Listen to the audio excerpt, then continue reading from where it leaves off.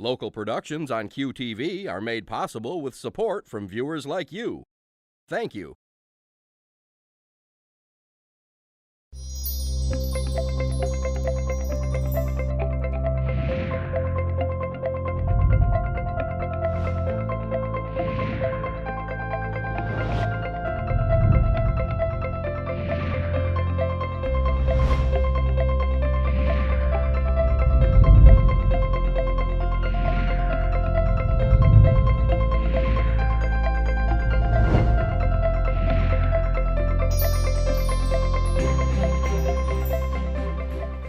Hello everyone, welcome to Junia Doan's The Spark. I'm Junia Doan and thank you for joining us. My guest today is Julia Winter, CEO and founder of Alchemie, a developer of digital learning tools for chemistry students. Welcome, Julia. I'm excited to learn about Alchemie. What is it and how did you get into it? Wow. Alchemie is a company that is taking ideas that transform science learning, especially in chemistry, into new ways for students to make sense of tough concepts. How do you do that? Well, we're actually using game-based learning. So students are coming up, playing with games and understanding experimentation through games, and we're taking that idea and taking really tough concepts and making them into puzzles. Let's stop right there. For those of us who don't know games-based learning, explain that in a little more detail. Okay, so this is sort of my technology guy, my CTO Joe. Okay. He's a game guy. Okay. And so he actually has spent a lot of time teaching me. Now, I'm a 20-year teacher. Teaching a teacher isn't always the easiest thing.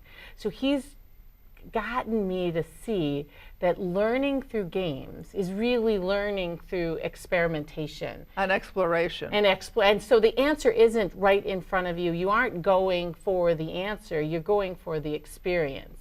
So the best games, commercial games, entertainment games, don't have you want the answer, you want the journey.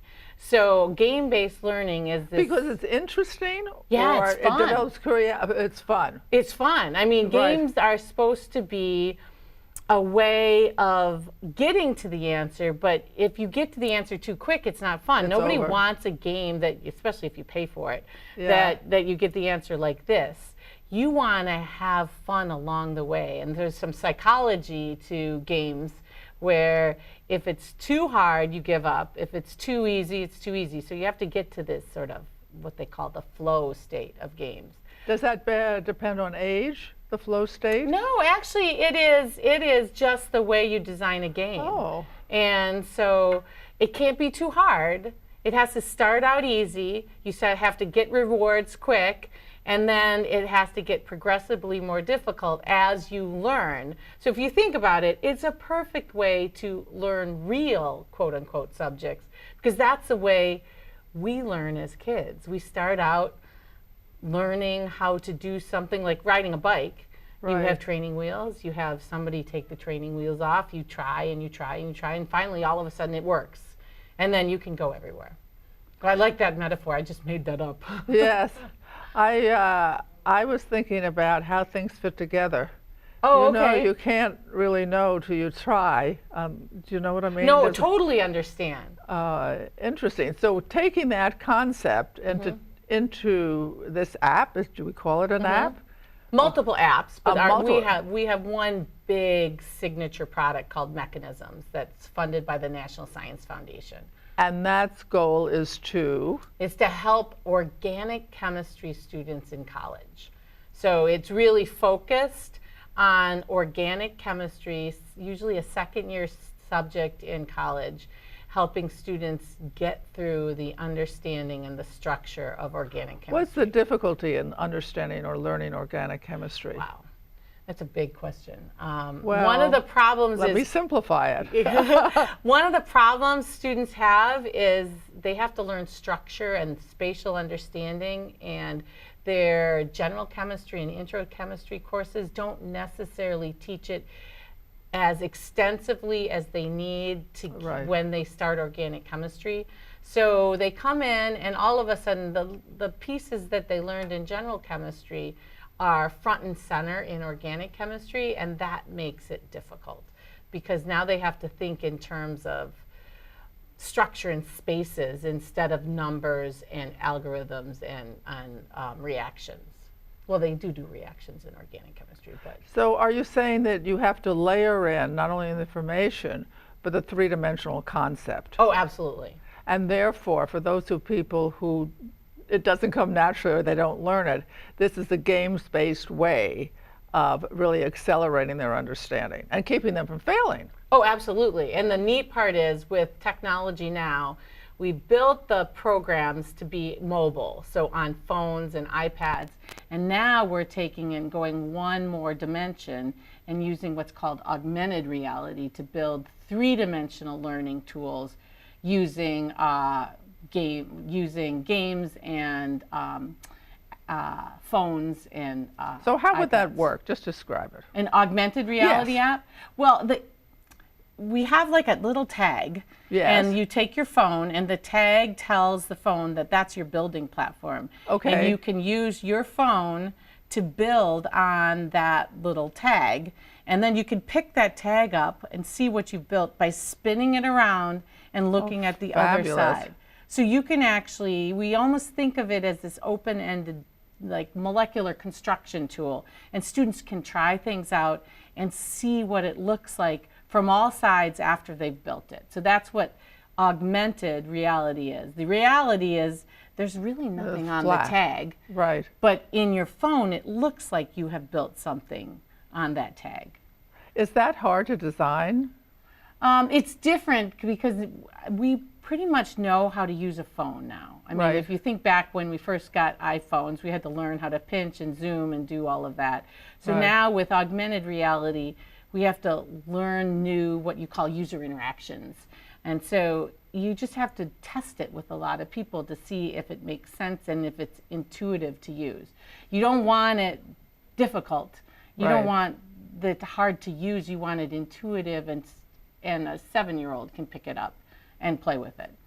It sounds like this would have very wide application. Oh yeah, especially what we really want to do with the augmented reality piece, build it so you can have two people building at the same time. Oh, Even in different rooms or different states, that you could actually interact with the same content through the tag.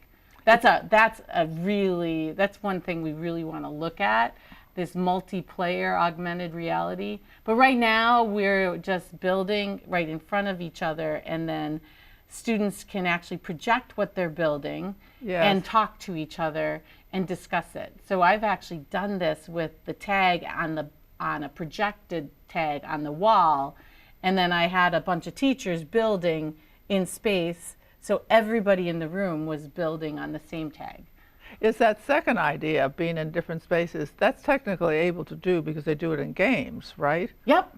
So it's just getting the whole concept grounded and elevated, so to speak, in this field. Right, and talking, yes. And Yes. then that's our aim. We're just starting that development. Exciting. It is. So what are the steps it takes to get that into reality of a business? Oh, the development of it? Yes. Yeah. Well, you have to have an idea for something that needs to be, somebody would pay for. You Right. can't have a business if you're just building something that nobody will pay for. So you really Right. have to find the problem. What is the problem you're solving? In the case of Alchemie, we're solving problems in science learning, especially chemistry, in spatial understanding. Okay. And so once you do that, And no one else has done that. well, no, people have done that, but not in our game-based learning, artificial. We actually add in another layer of machine learning or artificial intelligence into Alchemie, where we can actually watch students put ideas together and understand when they understand. Oh, fab. Yeah, it's very cool. So we can actually see what kind of students work through a problem over and over and over again to get it. Yes. And what students maybe put two ideas together that other students don't, and when they're on the path to understanding. It quickens learning. That's the hypothesis, That's what we're aiming for. So just walk us through the process. You have an idea that's a little bit different, right? That someone will pay for, and then what happens? Well, you have to start building it, and you have to put a lot of money of your own into it.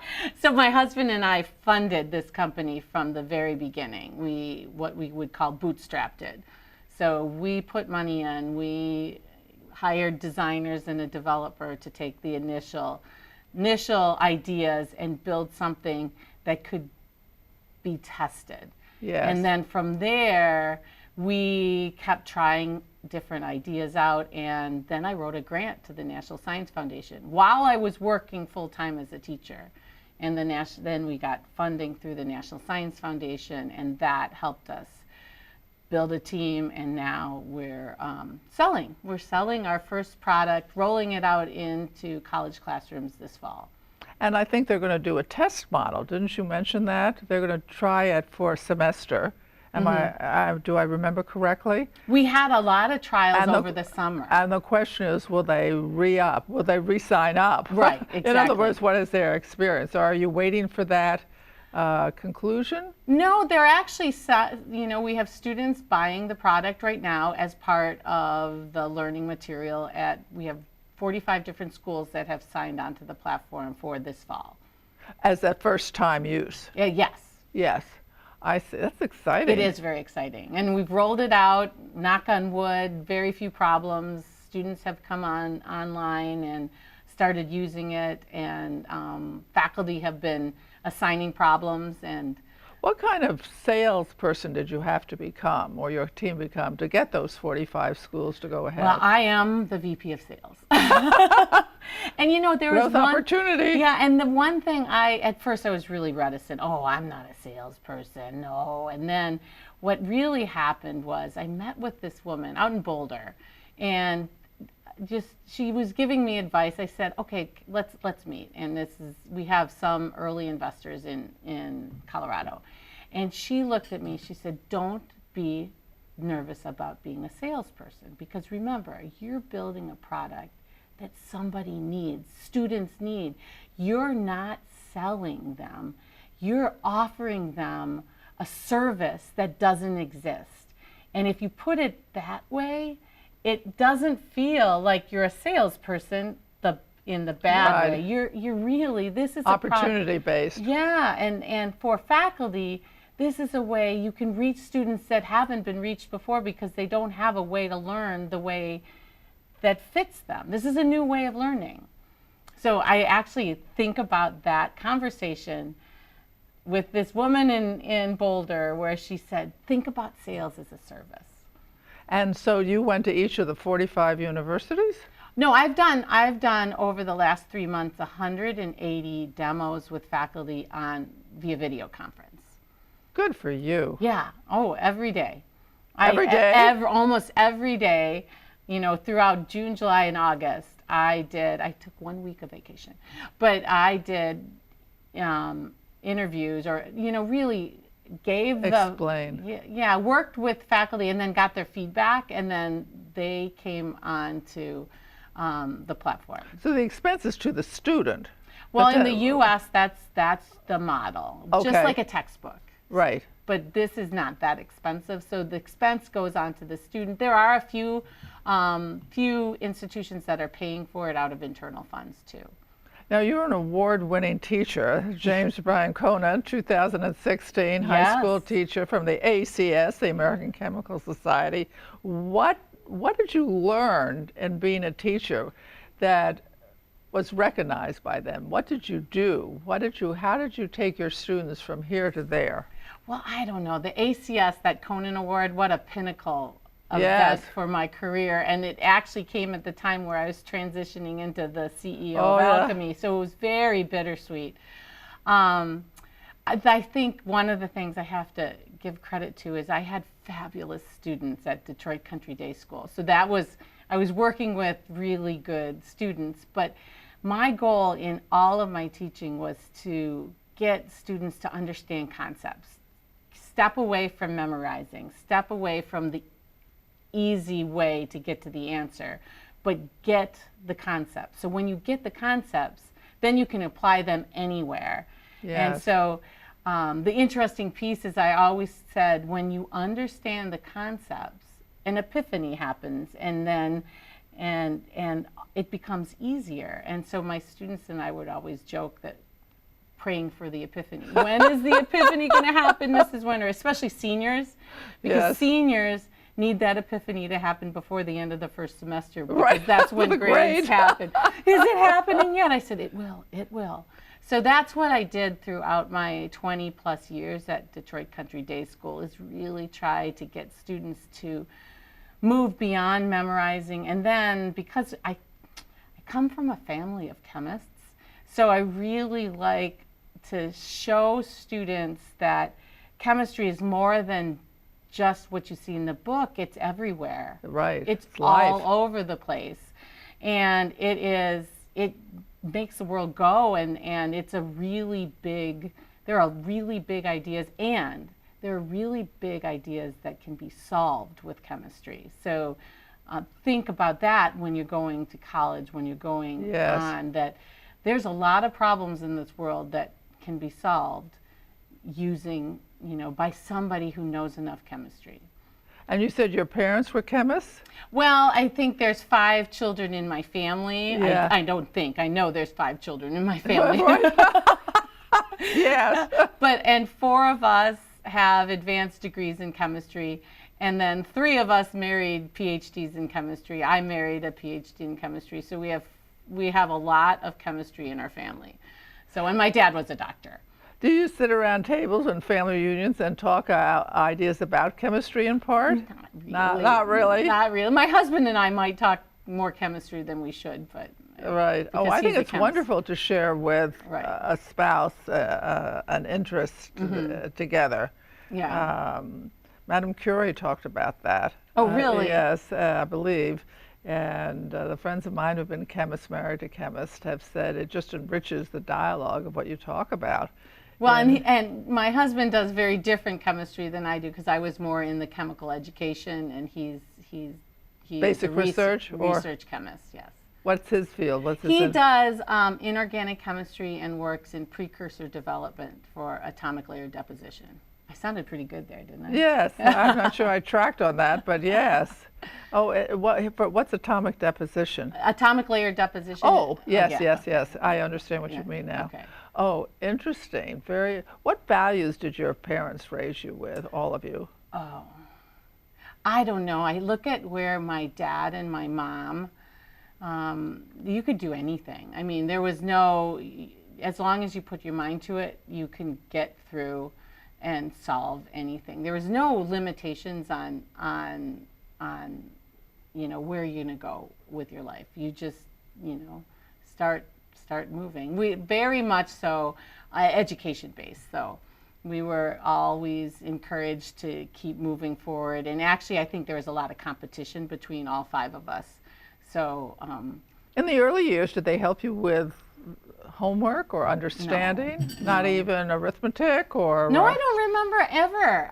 I think my dad might have reviewed some papers here and there, but he was busy. He was an internist, a doctor, and so, Yes, no time. yeah. And I was the 4th of 5. So you got passed over. You modeled yourself Actually, on the others. the older ones would probably say that the younger ones could do anything they wanted. So, which is probably true. So what values of your parents, or did you add on to raising your own family? That's interesting.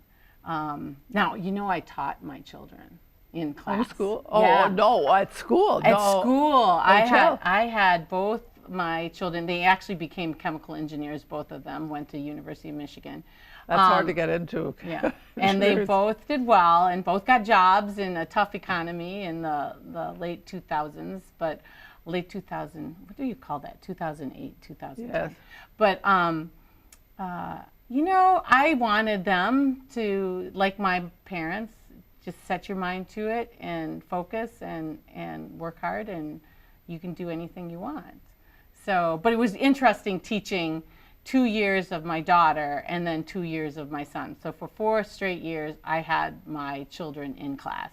in And how chemistry did you class. handle that? What did you tell them? Like, when I'm in class, you're the student, I'm the teacher, at home, I'm mom? No, it's Or did about you the- just say, honey, learn it? Yeah, they were pretty independent. I never had to worry about them looking at my computer. I mean, they didn't for answers. I also coached them in cross country and track. So it was a wonderful 4 Yes. years to actually have them in the school with me and then teaching them. How did you get into cross country and track? Oh, I started long ago. I've been a runner since I was 13. So I ran in high school, and then I ran in college at the University of Minnesota. So sometimes I wonder, I've always wondered this, did I go into teaching so I could coach? Or did I go into coaching so I could teach? I haven't figured it out yet, and I don't think I want to answer that question because I loved both. What about the question of how do you motivate differently in cross country or in the classroom? Well, that's an interesting question because I think there's a lot of talk about personalized learning. I think the best teachers and the best coaches know that it's not a one size fits all for motivation. So what works with one student or athlete might not work with the other. So I think that's the art, the craft of teaching and coaching, that you just have this feeling that this person needs to be pushed in a certain way and this one doesn't. Now, I was never a yeller. I was never a cusser. Some people do that in coaching. Fear-based. I was never fear-based. And at the very end, the last 2 years I coached boys, I usually coached girls. But coaching boys was a totally different experience because they expected a little more of that roughness yelling. and- Yeah. So they coached me. No, Mrs. Winter. Mrs. Winter, you need to be a little tougher with us. I'm like, okay. They said that? Yes. So that was actually really interesting. My last 2 years, I coached both the men's and the women's team at the same time. And you had to do it differently, one more. Well, it was. You coach them different. Just like I said, I mean, teaching students in a classroom, coaching is just a different form of teaching. It's a physical teaching. And so you just have to monitor who needs what hand-holding and what pushing. I learned a lot about myself from a counselor who was very, I wouldn't say tough woman. She had 3 levels of a tennis tournament, and she wanted me to be in the top level. Mm-hmm. And I remember crying at rest period with her while we took a walk, saying, I'm not good enough. I'm just going to be it's going to be so horrible, and this and that. And she was after me. You've got to do this. I want you to do this. You can do this. You can do this. You will do this. No, I don't want to do it. I'm crying, and I'm just horror. Oh. And it was like going in a cattle chute to your death. But every point, I just stayed with it. And of course, I won.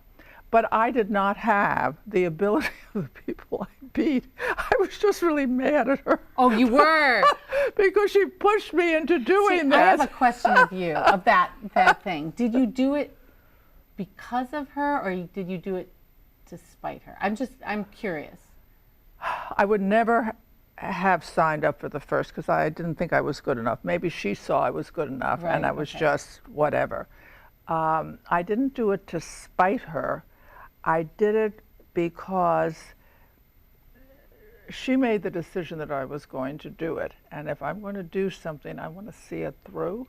Okay. And it became almost an out-of-body experience. The finals in front of everybody watching my brassiere. I'm 14, 15 years old. My brassiere strap breaks. Oh, no. And I'm like, I can't live this. I mean, this is just so horrible. But you did it. But I did do it. See, I always wonder, because when I think about myself, if I ever would, as an athlete, if I were running for somebody else, I wouldn't do it as well as if I were doing it for me. Yourself. Right. So I was proving something to me as an athlete.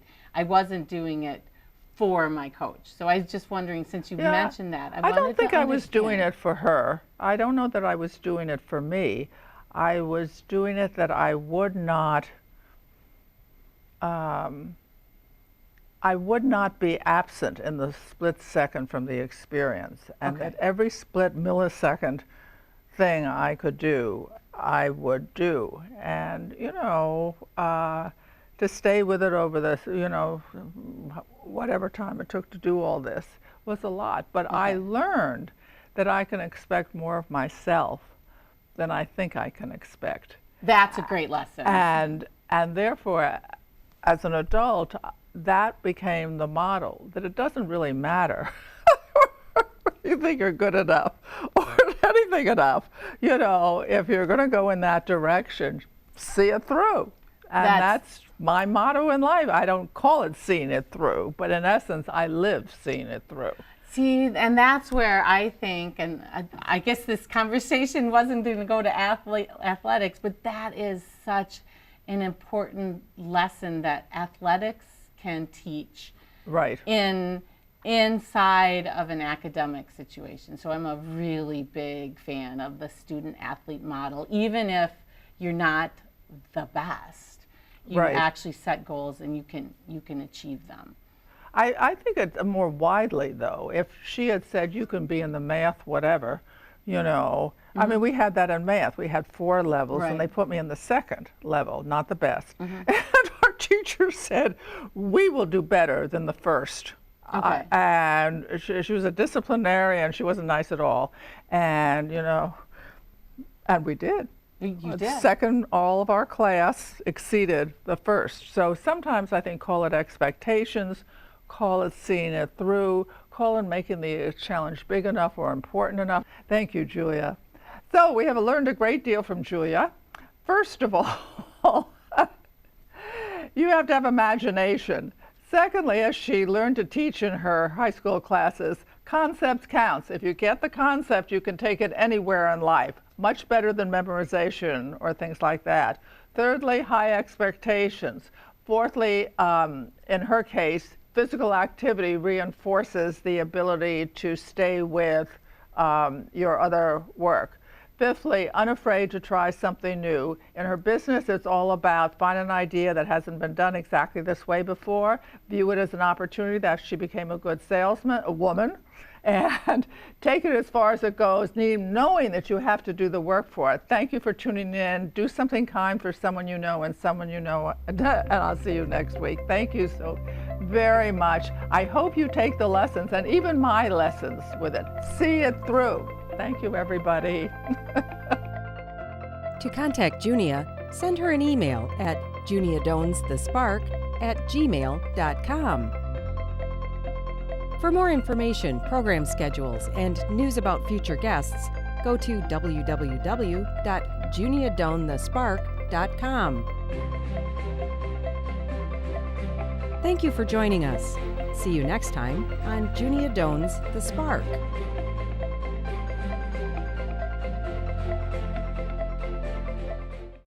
Local productions on QTV are made possible with support from viewers like you. Thank you.